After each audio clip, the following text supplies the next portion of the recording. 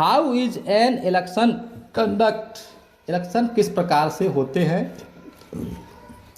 The elections are supervised by the election commission, election जो निर्वाचन होता है इसका सुपरविजन या सर्वेक्षण कार्य इलेक्शन कमीशन अर्थात चुनाव आयोग का होता है। Which is an independent body, जो एक स्वतंत्र निकाय है। It is headed by election commissioner, इस चुनाव आयोग की जो अध्यक्षता है वो चुनाव आयुक्त करता है। The election commissioner announce the date of election, चुनाव आयोग ही चुनाव की डेट फिक्स करता है। And ensure that elections are done smoothly, और साफ स्वच्छ और निष्पक्ष चुनाव कराने की जिम्मेदारी भी इलेक्शन कमिश्नर की ही होती है। The commission prepares A voters list, सबसे पहले इसमें वोटर लिस्ट को प्रिपेयर किया जाता है, दुरुस्त किया जाता है। Which has the name of all adult citizen in the country, पूरे देश के लोग जो वयस्क नागरिक हैं वोटर लिस्ट में सबका नाम होता है। तो इलेक्शन से पहले जो है वोटर लिस्ट को दुरुस्त किया जाता है।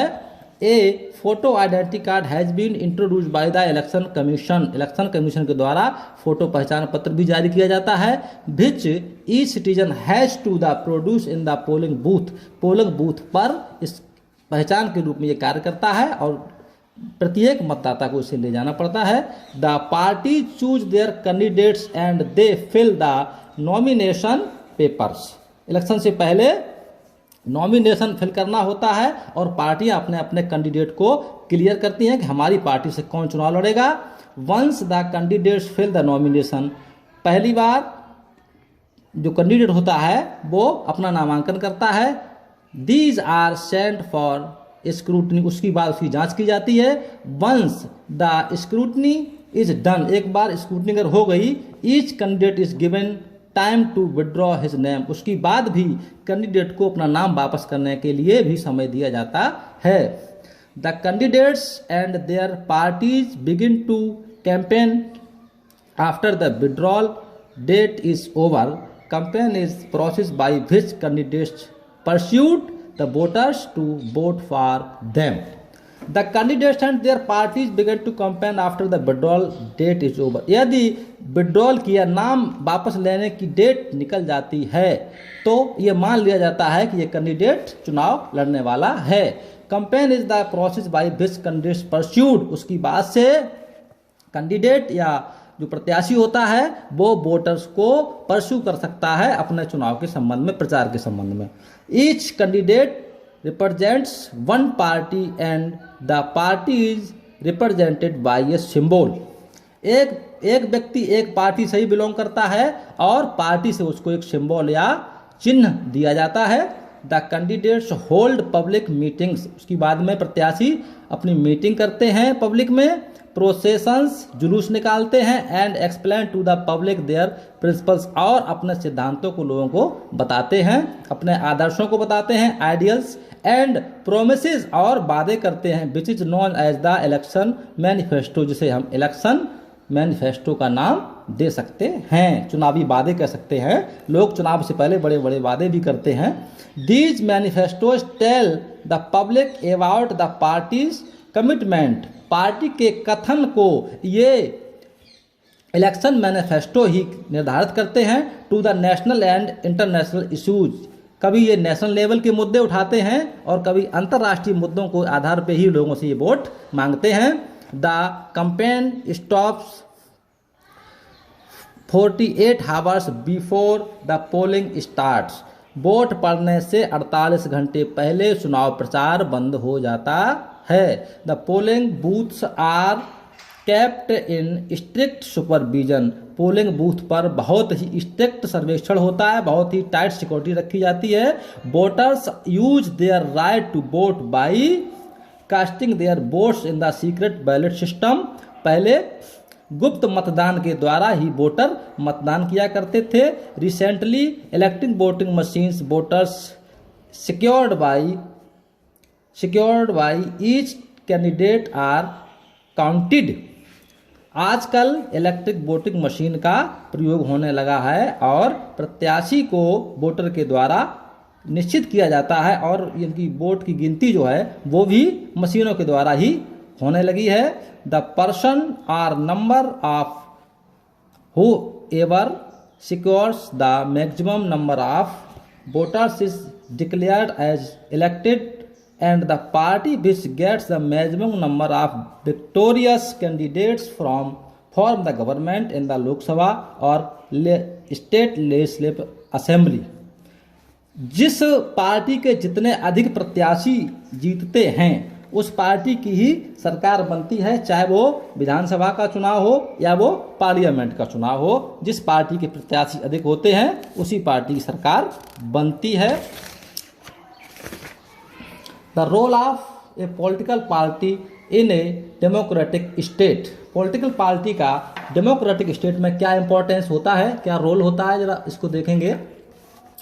Political party play significant role in the democracy. प्रजातंत्र में पॉलिटिकल पार्टी का बहुत महत्वपूर्ण भूमिका होती है इसकी।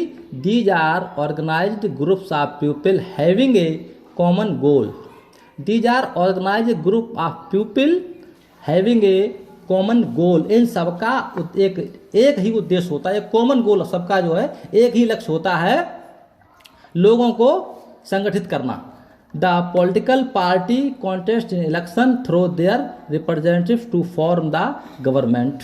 द पॉलिटिकल पार्टी कॉन्टेस्ट, जो राजनीतिक पार्टियां इलेक्शन में भाग लेती हैं अपने प्रतिनिधियों के माध्यम, जिस पार्टी के प्रतिनिधि अधिक होते हैं उन्हीं प्रतिनिधियों के माध्यम से ही सरकार बनती है।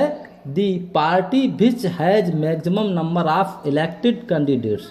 The party which has maximum number of elected candidates, वह पार्टी जिसके ज़्यादा से ज़्यादा जीते हुए प्रत्याशी होते हैं, फॉर्म द गवर्नमेंट, वही गवर्नमेंट बनाते हैं। अर्थात जिस पार्टी के अधिक से अधिक प्रत्याशी जीतते हैं उसी पार्टी की सरकार बनती है। And other parties form a opposition, और दूसरी पार्टी जो होती है, सेकेंड नंबर की जो पार्टी होती है वो विरोधी पार्टी या अपोजिशन कहलाती है, विपक्ष पार्टी भी कह सकते हैं इसको। Which is equality important in a democratic government, जो कि एक प्रजातांत्रिक सरकार के लिए बहुत ही आवश्यक होती है। It rises the public opinion and safeguards the rights to citizen by keeping a watch on the ruling party. ये शासन सत्ता वाली पार्टी पर निगाह रखती है कि किसी भी प्रकार से लोगों का अहित ना हो जाए। यदि कोई कानून उनके लोगों के खिलाफ बनता है तो अपोजिशन पार्टी तुरंत उस पर टीका टिप्पणी या एक्शन लेती है। Opposition party is also described as a alternate government. Opposition party को अल्टरनेट गवर्नमेंट भी कह सकते हैं। Allocation of symbols. The Election Commission approves and allocates election symbols to all political parties। Her party का अपना अपना सिंबल होता है, चुनाव चिन्ह होता है। While allocating symbols, the Election Commission makes sure that no two political parties or independent candidates have the same or almost similar symbols as may confuse to mislead the voters। Election commission हमेशा यह ध्यान रखता है कि एक ही जैसे दो प्रत्याशियों को चुनाव चिन्ह न दिए जाएं, या बिना पार्टी के जो निर्दलीय प्रत्याशी लड़ते हैं उनके भी सबके चुनाव चिन्ह, जितने भी प्रत्याशी होंगे सबका चुनाव चिन्ह अलग अलग होता है, ताकि वोटर को वोट देने में किसी प्रकार का कंफ्यूजन न हो। The given image show symbols of some political parties. नीचे कुछ पार्टियों के सिम्बॉल्स दिए जा रहे हैं, इसमें आप देखेंगे सबसे पहले बीजेपी यानी भारतीय जनता पार्टी, जिसका आपने देखा कि चुनाव निशान कमल का फूल है। उसके बाद में समाजवादी पार्टी दिखाई जा रही है, इसमें आपको साइकिल दिखाई दे रही होगी। इसके बाद में देखो तृणमूल कांग्रेस, ये जो पार्टी है इसमें ये फ्लावर सा नज़र आ रहा है आपको। और इंडियन नेशनल कांग्रेस, भारतीय राष्ट्रीय कांग्रेस जिसे आप कह सकते हैं, तो इसमें आपको हाथ का पंजा दिखाई देगा। तो अलग अलग पार्टी का अलग अलग चुनाव निशान होता है। इसीलिए जो इलेक्शन कमीशन के द्वारा जो सिंबल का डिस्ट्रीब्यूशन होता है उसमें ये ध्यान रखते हैं कि दूसरे प्रत्याशी को सेम सिंबल न प्राप्त हो जाए, चाहे वो पार्टी का हो या वो निर्दलीय प्रत्याशी हो। अपोजिशन क्या होता है, देखिए विरोधी पार्टी क्या होती है, विपक्षी party. After election parties that are not a part of the government form a opposition. Number 2 की पार्टी जिसकी सरकार नहीं होती है वो पार्टी जो है अपोजिशन पार्टी कहलाती है। The opposition plays in important role in a democracy. प्रजातंत्र में अपोजिशन पार्टी का बहुत ही महत्वपूर्ण रोल होता है, ये बहुत ही महत्वपूर्ण भूमिका निभाती है। इसके 3 पॉइंट दिए जा रहे हैं। पहला पॉइंट है it monitors the functioning of the ruling party and ensure the it does not misuse power. सबसे पहले ये जो कार्य प्रणाली होती है रूलिंग पार्टी की उस पर ध्यान रखती है और किसी प्रकार से ये कोशिश करती है कि जो रूलिंग पार्टी सत्ता पक्ष है वो पावर का गलत इस्तेमाल ना करे। Number 2 it does not allow to government to become dictatorial. अगर विपक्ष नहीं होगा तो सरकार में तानाशाही भी आ सकती है और जब विपक्ष सामने बैठा होता है तो सत्ता पार्टी जो है वो कोई गलत काम नहीं कर पाती है। It highlights the various challenges before the government. ये सरकार के सामने विभिन्न प्रकार की चुनौतियां रखते रहते हैं। Two which is public opinion can be generated, जिसमें आम आदमी की या जनता की जो राय होती है वो सामने रखी जाती है और मनमानी नहीं हो पाती है। तो इस प्रकार से आप देख सकते हैं कि अपोजिशन पार्टी जो है बहुत ही महत्वपूर्ण रोल अदा करती है। डिफरेंट पार्टी सिस्टम, बहुत सारी पार्टियां होती हैं जिसे बहुपार्टी सिस्टम तंत्र कह सकते हैं। Countries around the world have different party systems. हमारे यहाँ बहुत सारी, पूरे विश्व में बहुत सी पार्टियां हैं। हर देश में अलग अलग जो देश हैं उनमें अलग अलग पार्टियां हैं। कुल मिला के भारत देश में सबसे ज़्यादा पार्टियां पाई जाती हैं। These are broadly categorise into one party और सिंगल पार्टी, टू पार्टी और बाई पार्टी और मल्टी पार्टी सिस्टम। कहीं कहीं पर एक ही पार्टी पाई जाती है उसे वन पार्टी सिस्टम कहा जाता है। कहीं कहीं पर 2 पार्टियां पाई जाती है उसे 2 पार्टी सिस्टम कहा जाता है या बाई पार्टी सिस्टम कहा जाता है। और कहीं कहीं पर कई पार्टीज पाई जाती हैं जिसको हम मल्टी पार्टी सिस्टम कह सकते हैं। इट इन सम कंट्रीज, कुछ देशों में only one political party exists, केवल एक ही पॉलिटिकल राजनीतिक पार्टी पाई जाती है। This is called one party system, इसे हम वन पार्टी सिस्टम कह सकते हैं। In such a system the voters really do not have much choose as all the candidates belong to one single party. एक party वाले system में in such system the voters really do not have much choice. Voter के पास ज़्यादा choice नहीं होती है, उसके चुनना उसकी मजबूरी होती है, क्योंकि वहाँ एक पार्टी सिस्टम होता है, वहाँ पे एक कैंडिडेट होगा तो जो वोटर्स होते हैं उनको ज़्यादा अवसर नहीं मिलता है अपनी इच्छा जाहिर करने का। One party system is not very desirable as the single party might become dictatorial. यहाँ पर लोगों की इच्छाओं का हनन होता है और अपनी इच्छा से वो वोट नहीं कर पाते हैं, इसलिए यहाँ की सरकारें जो होती हैं वो तानाशाह टाइप की होती हैं। One party system exist in the China, यहाँ चीन में ऐसा सिस्टम पाया जाता है, अमेरिका में भी ऐसा system United state of America have 2 party system. America में 2 पार्टी यानी 2 पार्टी पाई जाती है, 2 पार्टी सिस्टम यहाँ पे होता है। After elections one party forms the opposition, एक पार्टी की सत्ता रूलिंग पार्टी होती है और दूसरी अपोजिशन पार्टी होती है। इन ए 2 पार्टी सिस्टम, पार्टी सिस्टम में सीधी बात है, एक विपक्ष होगा एक पक्ष वाला होगा। पक्ष वाले पार्टी सरकार होती है और विपक्ष वाला अपोजिशन में बैठता है। The voters have less but clear choices, voters के पास थोड़ी कम संभावनाएं होती हैं अपनी इच्छा जाहिर करने की, लेकिन होती हैं। More ever a both the parties are aware that they can be replaced easily by each other. They work hard to look after the welfare the people and win their support. Moreover, as both the parties, दोनों पार्टियां are the aware, जागरूकता पैदा करती हैं, they can be replaced easily by each other, एक के बाद एक, मतलब अगर एक पार्टी से व्यक्ति नाराज है तो दूसरे इलेक्शन में दूसरी पार्टी को वो सत्ता पार्टी बना देते हैं, उसको वोट कर देते हैं। They work hard to look, इसलिए वो लोग बहुत कठिन परिश्रम करते हैं ताकि हमारी सरकार बनी रहे और लोग हम पर नाराज ना हो, लोग हमको सपोर्ट करते रहे। टू पार्टी सिस्टम में वोटर को थोड़ा आराम रहता है, उसकी चॉइस को माना जाता है।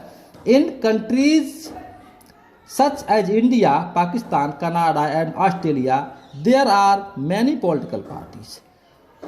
ये दो देश दिए जा रहे हैं, इसमें भारत, पाकिस्तान, कनाडा और ऑस्ट्रेलिया, इनमें मल्टी पार्टी यानी बहुपार्टी सिस्टम पाया जाते हैं, कई सारी पार्टियां होती हैं। Voters have a wide choice and they can choose from several candidates belonging the different parties.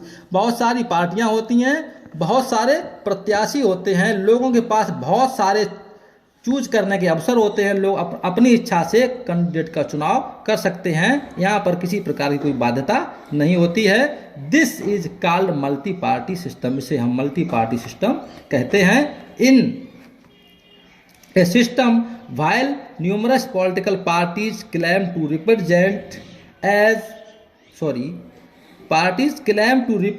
the aspirations of different sections of people, the voters are often confused. This is called the multi-party. In this such a system, इस तंत्र में while numerous political parties claim to represent the aspiration of different sections, विभिन्न वर्गों का इसमें प्रतिनिधित्व होता है। हर वर्ग का व्यक्ति, हर जाति का व्यक्ति खड़ा हो सकता है, सबके लिए रिजर्व सीटें भी होती हैं। The voters are often confuse, इसलिए वोटर कन्फ्यूज नहीं होता है। समटाइम्स आफ्टर इलेक्शन, कभी कभी इलेक्शन के बाद, no single party gets the majority to form a government, किसी भी पार्टी को स्पष्ट बहुमत प्राप्त नहीं होता है। कभी कभी ऐसा होता है इलेक्शन हो गया और किसी भी पार्टी को स्पष्ट बहुमत नहीं मिला। Two or more parties come together to form a coalition government, तो दो पार्टियां एक साथ इकट्ठी हो जाती हैं और गठबंधन या मिलीजुली सरकार का निर्माण कर लेती हैं। In India there are two categories of parties, national and regional. हमारे देश भारत में दो प्रकार की पार्टियां पाई जाती हैं। कुछ पार्टियां तो नेशनल लेवल पे होती हैं या राष्ट्रीय स्तर की होती हैं, और कुछ क्षेत्रीय स्तर की होती हैं, राज्य स्तर की ही होती हैं। National parties have a base in 4 और मोर स्टेट्स। ये जो नेशनल पार्टीज होती हैं, ये बहुत सारे राज्यों में इनका प्रचार प्रसार और इनकी मान्यता होती है। While regional parties contest elections mainly for representative state और रीजन, जो रीजनल क्षेत्रीय पार्टियां होती हैं उनका प्रचार प्रसार केवल एक रीजन में या एक ही स्टेट में पाया जाता है, उनका प्रतिनिधित्व अन्य स्टेट में नहीं होता है। As on 2 September 2016 we have 7 recognized national parties, namely All India Trinamool Congress. इसमें आप बता सकते हैं 2 सितंबर 2016 को 7 रिकॉग्नाइज्ड नेशनल पार्टी, मतलब 16 पार्टी बनी गई हैं राष्ट्रीय स्तर की। वी हैव 7 पार्टी बनाई गई हैं जो कि राष्ट्रीय स्तर की हैं। इसमें Trinamool Congress, Bahujan Samaj party, Bharatiya Janata party, communist party of India, communist party of India, जैसे मार्क्सिस्ट या मार्क्सवादी कह सकते हैं, Indian National Congress and national Congress party. इस प्रकार से ये 7 पार्टी हैं जिनको राष्ट्रीय स्तर का दर्जा प्राप्त हुआ है 2 सितंबर 2016 को। As on the same date, 2 September 2016, we have 48 recognized regional parties of this arm. इसमें इसी तारीख को 48 ऐसी पार्टियां हैं जो क्षेत्रीय पार्टियों का जिन्हें दर्जा प्राप्त हुआ है। इन पार्टियों के नाम हैं आम आदमी party, AIADMK, Assam Gana Parishad, Biju Janata Dal, DMDK, Janata Dal United, Jharkhand Mukti Morcha, Rashtriya Janata दल,